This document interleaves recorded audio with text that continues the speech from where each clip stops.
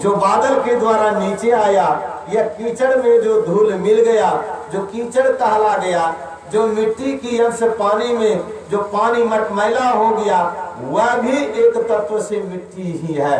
और यंत्र में वह बैठ जाते हैं, स्वच्छ हो जाते हैं और यंत्र में मिट्टी ही बन जाते हैं।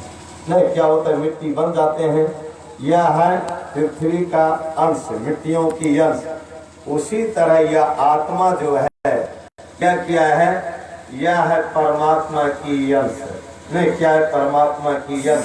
और इतनी बड़ी ताकत है, लेकिन हमें याद की हुआ क्या है, वह विवेकी, जिसको कि विवेक नहीं है, जिसने की जानता नहीं है, वह विवेकी के लिए शास्त्र भा रहा है, रागी के लिए राग भा रहा है, और जो कि अशांत मनुष्य है उसके लिए शरीर भा रहा है, और उसके लिए क्या है, आत्मा जिसको कहते हैं वह भार है। क्यों? और ज्ञानी के लिए यह सब कुछ उसको भार होता है। अशांत मनुष्य के लिए, जो ज्ञानी नहीं है, उसके लिए शरीर भार है। नहीं, क्या कहता है, शरीर अरे शरीर दिया है, इसमें खाओ पियो अंडा बजा सब खाओ, बाद में शरीर मिलेगा कि नहीं मिलेगा पता नहीं है। नहीं, पता नहीं है। लेकिन संतों ने कहा, अरे तुम्हें तो पता नहीं, इसलिए कि तुम्हें ज्ञान नहीं है। तुम्हें ना शास्त्र की ज्ञान, न शास्त्र जाना, ना कि तुम्हारे पास विवेक है, ना तुम्हारे पास वह ज्ञानी के संग किए हो। इसलिए यह दूसरे की मांस को खाकर अपने मांस को बढ़ाता है। किसने? तो अज्ञानियों ने।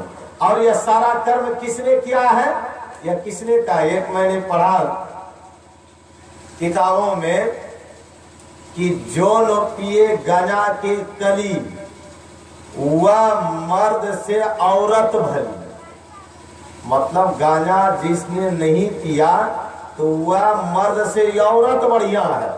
कहने उसका यही है। इतना ही नहीं कहेंगे, जो खाए मछली का सिर वह बैठे भगवान का भीर।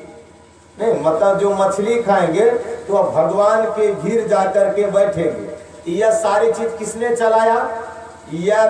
यह मांस मछली मदिरा खा पी करके पूजा करना, यह जल चढ़ाए, किसने चढ़ाया? कि एक नंबर धूर्त आदमी ने, जो कि नास्तिक आदमी है, जो धूर्त आदमी है, ऐसे व्यक्ति ने यह कार्य को सिद्ध किया। जैसे पंडित एक नंबर धूर्त, जो कि पूजा भी कराएंगे, बकरिया भी कटवाएंगे, और जिस झोला में क्या कहते हैं पोथी पत्रा, उसी में बकरिया का मुंडियों लेके चल जाएंगे। नहीं, तो यह क्या एक नंबर धूर्त। तो यह धूर्त लोगों ने धूर्त पाता है, और जो ज्ञानी नहीं है, जो विवेकी नहीं है, उसके लिए तो कुछ भी कहना बड़ी कठिन है। और यह सारा ज्ञान जब तक कि हम यहाँ पे सत्संग के सहारा नहीं लेंगे, चूंकि यह सत्संग से होता क्या है, सत्संग से सार यसार की ज्ञान मिलता है। कौन सा वस्तु सार है और कौन सा वस्तु यसार है, कौन सी वस्तु अपनाने योग्य है और कौन सी वस्तु अपनाने योग्य नहीं है, यह मिलेगा सत्संग से। और यह मिलेगा गुरु के द्वारा। ऐसे नहीं मिलेगा। ऐसे जो सोचेंगे कि गुरु नहीं करेंगे और ऐसे काम चलता रह जाएगा, तो ब्रह्मा विष्णु का भी बिना गुरु का काम नहीं चला।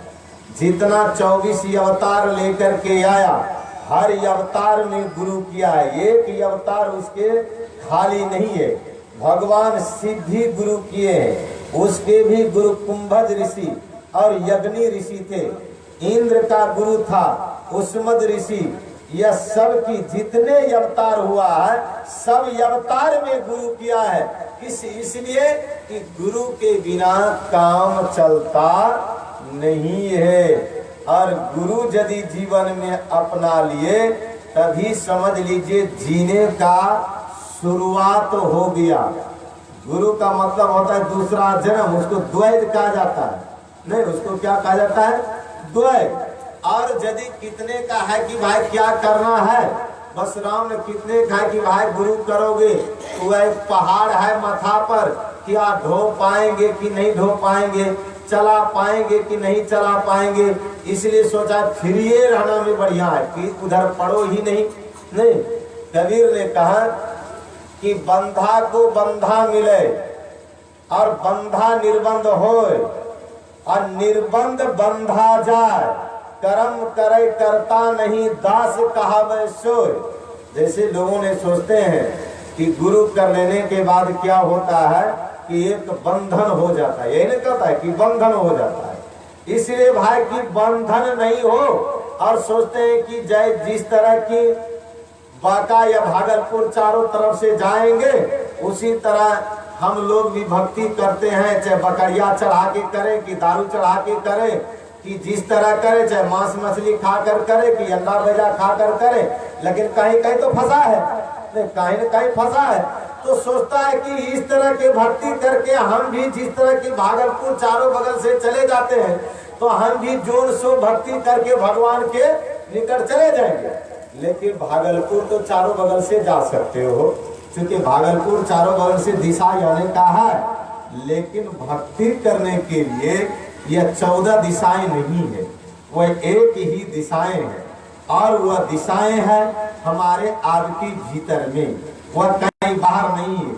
जैसे खाने के लिए कई दिशा है, बोलिए खाने के लिए कितने दिशा है? ये नहीं, एक मुंह के द्वारा खाया जाता है, देखने के लिए एक दिशाएं हैं कि नहीं, सुनने के लिए एक दिशाएं हैं, गंध लेने के लिए एक दिशाएं हैं, नहीं है कि नहीं, मल मूत्र त्याग करने के लिए एक दिशाएं हैं, इसकी अनेक दिशाएं नहीं है। नहीं, रसास्वादन करने के लिए एक दिशाएं है, वह 10 दिशाएं नहीं है कि रसास्वादन आप कर सकते हैं। उसी तरह से एक एक इंद्रियां एक एक दिशा की ज्ञान देता है, उसी तरह ईश्वर भक्ति करने के लिए वह अनेक दिशा नहीं। यदि देखने के लिए तुम्हारी अनेक दिशा होता तो भगवान की भजन करने के लिए अनेक दिशा हो जाता। चलने के लिए एक पैर है और हाथ के द्वारा जो चलते हैं वह विकलांग कहलाता है, नहीं, वह मनुष्य ही नहीं है, वह अर्ध मनुष्य कहा जाता है, वह समुच्चय मनुष्य है नहीं। और चलने के लिए एक दिशाएं हैं, गर्म और ठंडी और गर्मी देखने के लिए एक ही हाथ मात्र है, दूसरी चीजों से आप नहीं देख सकते हैं, जान सकते हैं। उसी तरह से ईश्वर की भजन करने के लिए वह दिशाएं एक है, वह अनेक दिशाएं नहीं है। और वह दिशाएं क्या है जो कभी सुन रहे थे, जिसने की नहीं जाना वह विवेकी, जिसको विवेक नहीं है उसके लिए क्या है, यह सब जो अविवेकी है, विवेक नहीं तो शास्त्र तो बाहर लगेंगे, भाई क्या जाने इसमें क्या है नहीं है, नहीं, शास्त्र बाहर है। आप जो कि नास्तिक है, जो ज्ञानी नहीं है, जो कि आपने को समझ नहीं पा रहा है, तो उसके लिए क्या है कि मन भार है कि मन में जैसा आवे, कितने कतर मन का कष्ट नहीं देना चाहिए, जे मनोमनन खोजा होकरा देना चाहिए, चाहे दारू खोजे, ताड़ी खोजे, चाहे जो खोजे, मन को देना चाहिए। तो मन को कहा न करने का, मन की कहा न कीजिए, अब मन है पक्का चोर, मन की यदि कहा चलेंगे, मन ने जैसे जैसे कराएंगे, तो मन की कहा जिसने कहा उसकी फज्जती कितना हुआ जरा देख लीजिए। समाज में भी और संसार में भी चाहे जिस रूप में फज्जती हुआ, तो मन की कहा करता है तो फज्जती निंदा होता है कि नहीं होता है, हैं? अब मन को यदि वह समेट ले, अपने को यदि समेट ले तो फज्जती से भी बच जाएगा, नहीं, निंदा शिकायत भी नहीं होगा। नहीं करने के कारण देखते बड़े बड़े दिग्गज जो धर्म ध्वज था वह जेल की हवा खा रहे, क्यों? मन की चलती, मन के बहकाव में आया, मन को बस नहीं कर पाया तो यार जेल की हवा खा रहे, और बाद में पछताता या मैंने गलती किया था इसीलिए हालत खराब हो गया, निंदा तो हुआ ही। तो संतों ने कहा कि यह मन जो ज्ञानी नहीं तो उसके लिए मन भार है, नहीं उसके लिए मन भार है, और जो कि राग रागनी में फंसा तो उसको रागे रागनी भार है, उसने समझता है कि यही सब कुछ है, बस गाओ बजाओ कीर्तन भजन करो, राग रागनी में कभी यह राग कभी वह राग, कभी ई राग सही नहीं, वह राग सही नहीं, यह गलती हो गया, इसने ऐसा गया, ताल मात्रा नहीं किया, वह मात्रा नहीं दिया, नहीं, इसको क्या कहते हैं? राग रागनी। और राग रागनी में फंसकर क्या हुआ?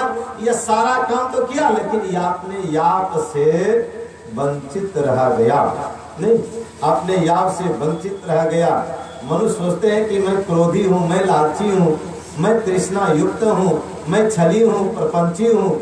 यह छली, प्रपंची, यह क्रोधी, यह तृष्णा युक्त, यह लोभी, यह बेईमानी, यह कौन बना था? तो दूसरा आपके अंदर में बैठा था, तो दूसरा नहीं था, जो भी था मैं ही था, नहीं। और अज्ञान के कारण से काफी इसको लिए राग भा रहा है। जो अशांत मनुष्य है, नहीं, अशांत शांत नहीं है, और लोभी की तरह सोचता है कि सब मेरे अंदर में आ जाए, मैं इसको ऐसा कर दूं, मैं उसको वैसा कर दूं, उसको कहते हैं अशांत।